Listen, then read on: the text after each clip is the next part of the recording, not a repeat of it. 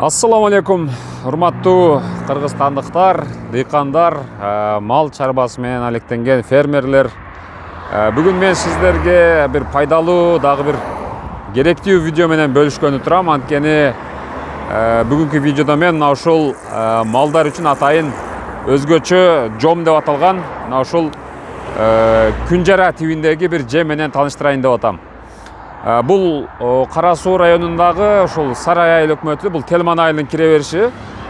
Ош Кара Суу жолунун боюнда, ушул Телман айылы башталганда мына ушул жерде, жолдун боюндагы жерде сатылып атат. Бул негизи Бишкектеги кант өндүргөн, шекер өндүргөн ишканадан келет экен булар. Мен азыр ушул малдар үчүн атайын жем тууралуу сиздерге маалымат берүүнү туура көрүп атам. Бул жерде көрүп турасыздар, ар бир упаковкалар, таңгактар. Так, бул жерде көрүп турасыздар, бул КамАЗда азырынча бул ушул жемдер турат да. Мына ушул жерге биз бир аз төгүп койдук.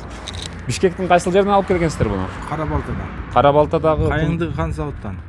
Кайыңды кант заводунан келген жемдер, булар, Аталышы кандай деп айттыңыз? Жом аты. Жом деп аталат, Бул негизи сиз өзүңүз алып келип сатып жүрөткенсиз, мал койго берип көрдүңүзбү? Малдар койлор жеп атат, жакшы эле. Семирип атат, саам малдарга берсе болот. Сүтү көбөйөт, Сүтү көбөйөт, Бул ошондо баягы кызылчанын немесиби? Сырьёсу. Сырьёсу, кызылчанын сырьёсу да.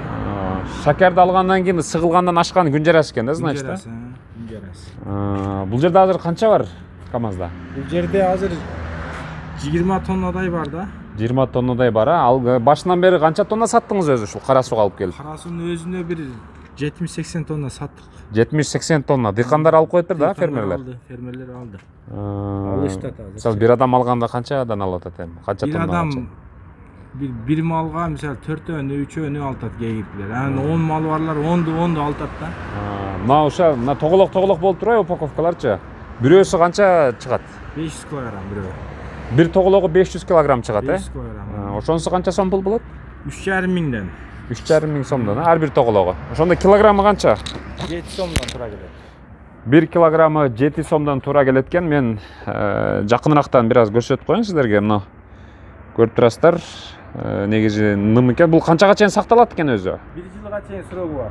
Эгер мына упаковканы ачпаса, ачкандан кийинчи? Ачкандан кийин ачып жетире берет. 1-2 айга чейин, 1 айга чейин тура берет. 1 ай 2 айга чейин ачкандан кийин иштетсе боло берет экен, Анан мындай малга кантип жедирсе болот, эмне кошуп берсе болот буну?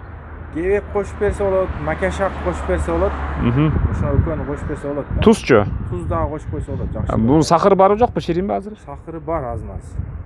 Аны шимип көрсө билет да. Шимип көрсө билет, жесе. Малдар билет да муну. Малдар билет. Мына ушундай.